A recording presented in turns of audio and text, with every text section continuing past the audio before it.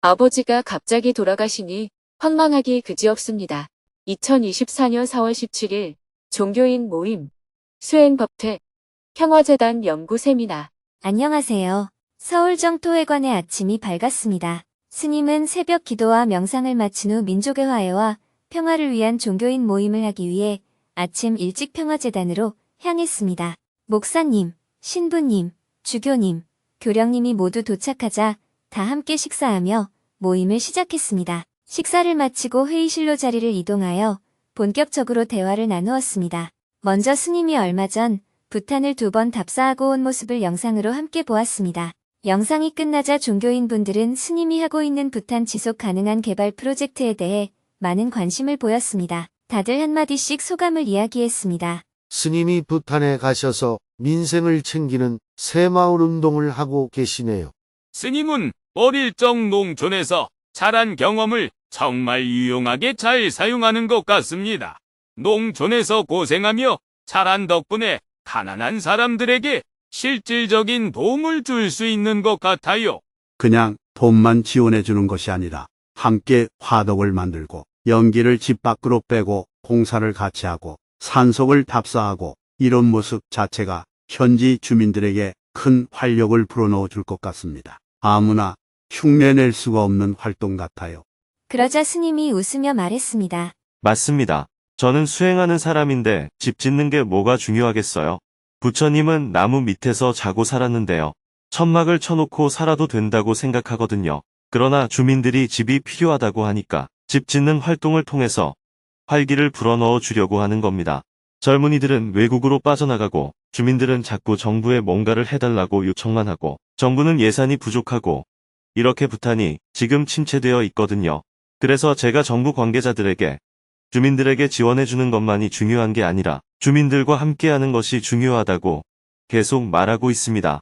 JTS 활동가들이 집수리를 해주니까 맨날 술만 먹던 집주인이 자기도 이를 거들면서 얼굴이 환하게 밝아졌어요. 스님께서 주민들 스스로 내가 집을 고쳐야겠다 하는 생각을 불어넣어 준 것 자체가 굉장한 계몽 운동이라는 생각이 듭니다.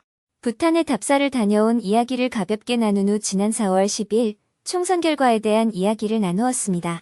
종교인분들은 이번 선거 결과에 대해 대한민국이 동서로 나뉘어졌다고 할 정도로 국론 분열이 더욱 심해지지 않을까 하는 우려를 많이 했습니다. 어떻게 하면 국론 분열을 완화시키고 통합으로 나아갈 수 있을지 다양한 의견을 주고받았습니다. 마지막으로 스님이 이런 시기에 종교인 모임이 어떤 역할을 하면 좋을지 이야기했습니다. 지금과 같은 지나친 국론 분열을 막기 위해서는 국민통합형 헌법 개정이 필요합니다. 이것은 벌써 오래전부터 종교인 모임에서 제안해왔던 내용이기도 하고 윤석열 정부 초기에도 제안했던 내용입니다. 지금과 같은 승자 독식의 대통령 중심제를 내각 중심제로 바꾸거나 최소한 이원집정부제를 도입하는 것이 필요하다고 생각합니다. 국민통합형 헌법 개정이 필요한 이유. 우선 대통령에게 지나치게 권한이 집중되어 있는 제왕적 제도를 개선하는 것부터 해야 합니다. 나아가 지방분권을 강화하고 선거제도 자체를 개선할 필요가 있습니다. 지금은 병립형 대신 연동형을 채택하고 있는데 선거관리위원회에서 위성정당을 허용해주는 바람에 연동형의 원래 취지와는 맞지 않은 문제가 발생했습니다. 그리고 지금과 같이 소선구제를 유지한다면 독일처럼 비례성을 확대하는 방향으로 나아가야 합니다. 그렇지 않으면 중선거구제를 채택하는 대안이 있는데 대신 중선거구제는 정치 신인이 선출되기가 굉장히 어렵다는 단점이 있습니다. 중선거구제에서는 늘 당선되던 사람이 계속 당선되는 부작용이 있습니다. 반면에 소선구제는 아무리 유명하거나 오랫동안 국회의원을 한 사람이라고 하더라도 1대1로 다른 후보와 경쟁해서 떨어질 수 있는 가능성이 늘 있습니다. 완벽한 제도는 없지만 그 장단점을 잘 살펴보고 선택해야 합니다. 저는 독일과 같이 소선거구제에 기반하면서도 정당명부제를 운영하는 방식이 좋은 절충안이라고 생각합니다. 정당명부제를 전국적으로 적용하는 게 아니라 경상도는 경상도대로, 전라도는 전라도대로 이렇게 지역적으로 나눠서 적용하면 조금 복잡해지는 점이 있지만 지금으로서는 가장 균형 잡힌 제도가 아닐까 싶습니다. 사실 현재 운영하고 있는 연동형 비례제의 경우에도 독일의 선거제도를 일정 부분 본받아서 만든 형태입니다.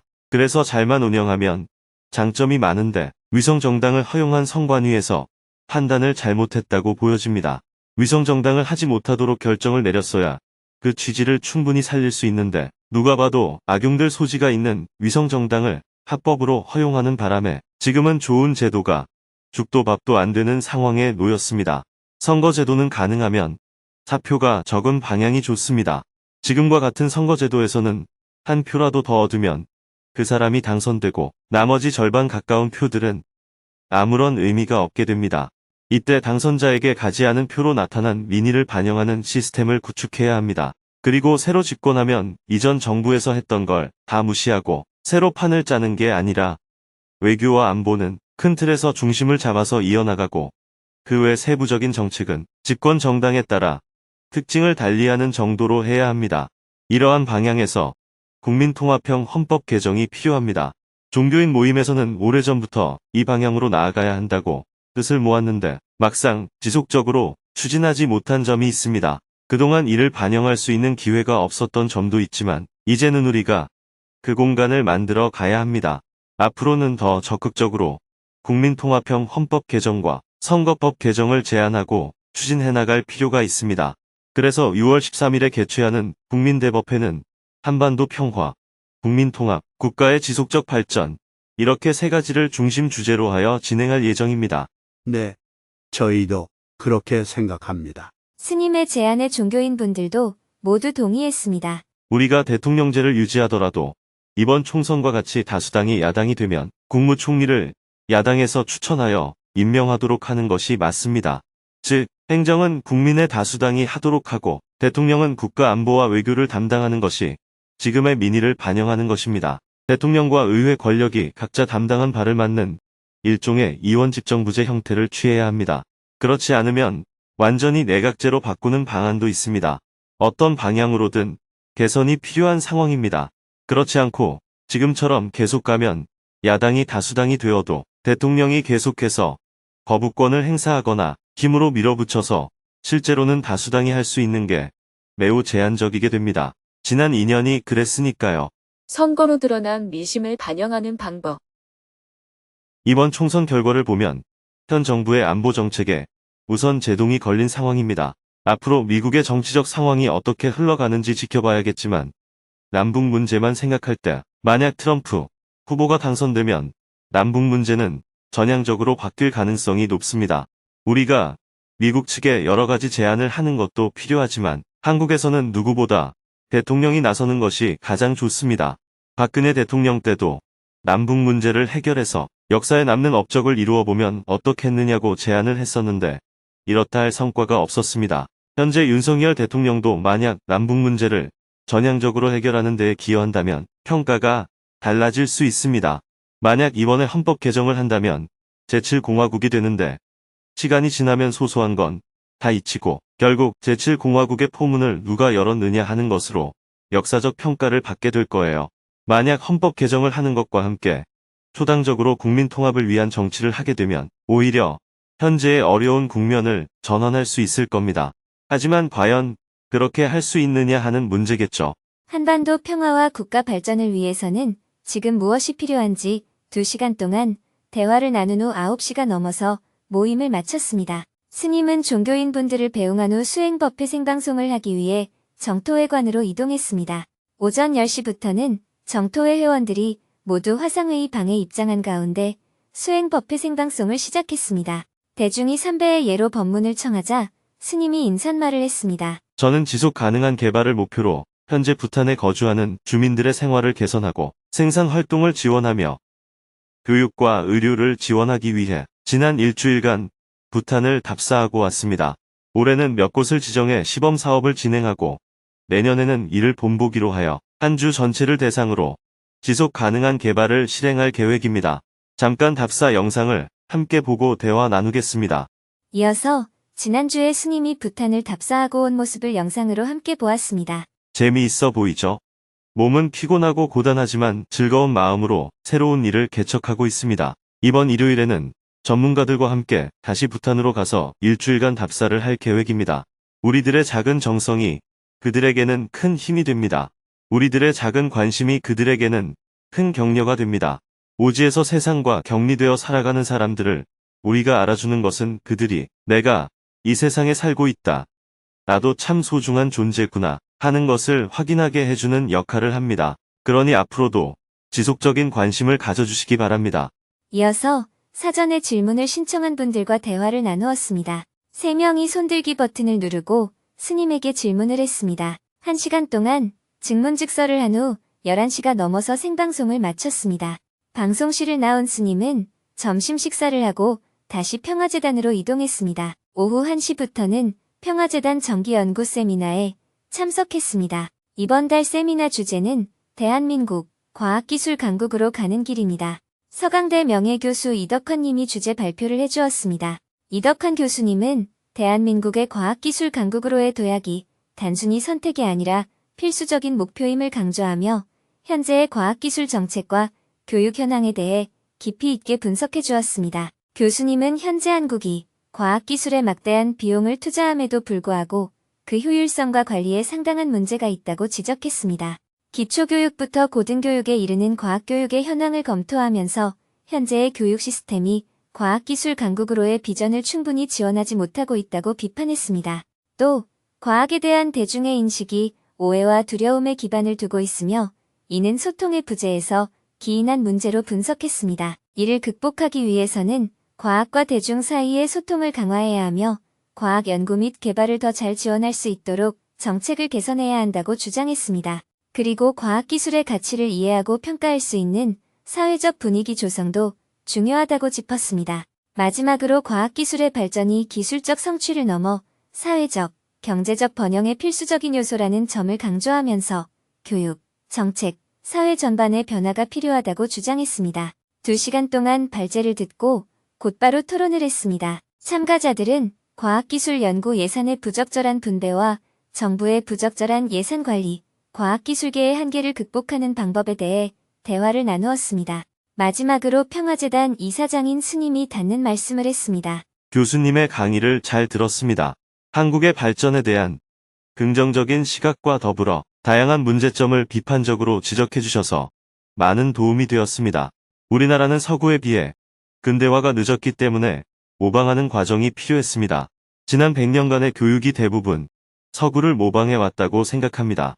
이런 모방 교육이 성공하지 못했다면 오늘날과 같은 문제는 발생하지 않았을 거예요. 결과적으로 모방 교육이 성공해서 한국이 선진국과 나란히 서게 되니까 새로운 문제가 발생하고 있는 겁니다. 실패가 곧 성공. 그러나 이제는 모방에서 벗어나 창조적인 능력을 키워야 할 시점입니다. 우리 아이들이 살아야 할 미래는 창조적인 사회입니다. 그러나 어른들이 모두 모방적인 환경에서 자라왔기 때문에 창조적인 사회로의 전환은 쉽지 않다고 생각합니다. 이러한 상황에서 혁신은 말로만 존재하고 누구도 쉽게 혁신하기가 어려워요. 이제 자라나는 아이들이 스스로 길을 찾아가야 합니다. 많은 시행착오를 겪어야겠죠. 실패는 필연적입니다. 우리 사회가 직면한 혼란을 줄이기 위해서는 실패를 경험하고 개선하는 과정이 필수적입니다. 실패를 단순히 비난하기보다는 실패 속에서 배우고 발전하는 방식을 찾아야 합니다. 스님의 말씀을 듣고 이덕환 교수님도 짧게 소감을 나누었습니다.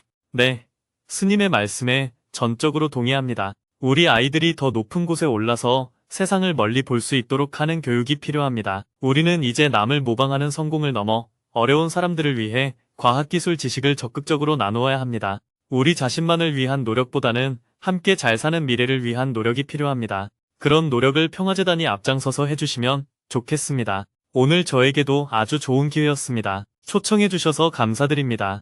강사님을 배웅하고 오후 4시부터는 평화재단 기획위원들과 회의를 이어나갔습니다. 기획위원회 회의에서는 총선 결과에 대해 평가하고 국론 분열을 극복할 방법을 모색했습니다. 회의를 마치고 나니 해가 저물었습니다. 저녁 7시 30분부터는 정토회관 방송실에서 저녁반 회원들을 위한 수행 법회 생방송을 했습니다. 부탄을 답사하고 온 소식을 간단하게 공유한 후 질문을 신청한 분들과 대화를 나누었습니다. 4명이 손들기 버튼을 누르고 스님에게 질문을 했는데요. 그중 한 명은 아버지가 갑자기 돌아가셔서 자책과 아쉬움이 남는다며 어떻게 마음을 가져야 하는지 스님의 조언을 구했습니다. 아버지가 갑자기 돌아가시니 황망하기 그지없습니다. 저는 지난번에 스님께 아버지가 간단한 허리 시술을 받으시고 재활 운동을 하시지 않아 대소변을 3개월간 받아내고 있는 상황에서 마음을 어떻게 가져야 하는지를 질문드렸습니다. 스님께 질문드린 뒤 일주일 뒤에 아버지께서는 봄날 벚꽃 치듯이 편안하게 명면에 드셨습니다.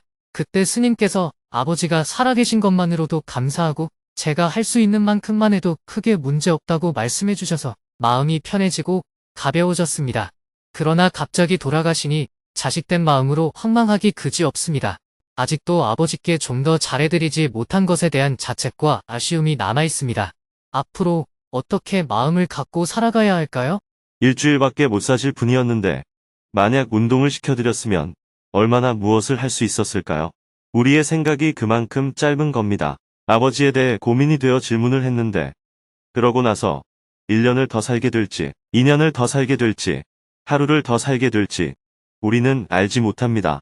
그래서 오래 살게 되면 운동을 시켜드릴 걸 하고 후회하고 빨리 돌아가시면 괜히 운동시킨다고 아버님을 고생스럽게 했다 하고 후회합니다. 그래서 이래도 저래도 후회하기는 마찬가지예요. 어떤 일을 해도 늘 부족한 게 생길 수밖에 없어서 항상 이러면 이것이 문제이고 저러면 저것이 문제가 됩니다. 이것을 부정적 사고라고 해요. 그런데 관점을 바꾸면 아무 문제가 없습니다. 조금 전까지 얘기를 같이 나누다가 갑자기 돌아가시면 고통 없이 돌아가셨으니까 돌아가신 분한테는 좋은 일입니다. 아버님께서 이렇게 편안하게 잘 돌아가셨다 하고 생각해야 합니다. 그런데 우리는 섭섭하게 받아들입니다. 자꾸 내가 섭섭한 것만 생각하는데 사실 아버님의 입장에서 생각해보면 편안하게 돌아가시는 게 중요하잖아요. 아버님이 막 고통을 겪으면서 시간을 끌면 자식들은 간호하는 게 너무 힘들어서 지칩니다. 그래서 이렇게 힘들게 살아가실 바에야 돌아가시는 게 낫겠다 하는 생각까지 듭니다. 그럴 때 돌아가시면 갑자기 돌아가셨다는 말을 절대로 안 합니다. 돌아가실 때가 되어서 돌아가셨다 하고 얘기하죠. 그러니 아버님은 돌아가실 때가 되어서 돌아가셨다 하고 아무런 미련이 없으려면 아버님이 몇 달을 아파서 고생을 해줘야 하는 겁니다. 자식의 정을 끊으려고 부모가 긴 고통의 시간을 감내해야 합니다. 병환을 오랫동안 앓고 있다고 해서 빨리 돌아가셨으면 좋겠다고 생각할 필요도 없고 조금 전까지 얘기 나누다가 금방 돌아가셨다고 아쉬워할 필요도 없습니다. 왜냐하면 부모의 생사는 내가 어떻게 생각하는지와는 아무 관계없는 일이기 때문입니다. 내가 후회한다고 다시 살아나시는 것도 아니고 되돌이킬 수 없는 일입니다. 그래서 아버님이 갑자기 돌아가셨을 때는 고생 안 하시고 잘 돌아가셨다. 이렇게 생각하고 계속 살아계시면 그래도 살아계셔서 다행이다.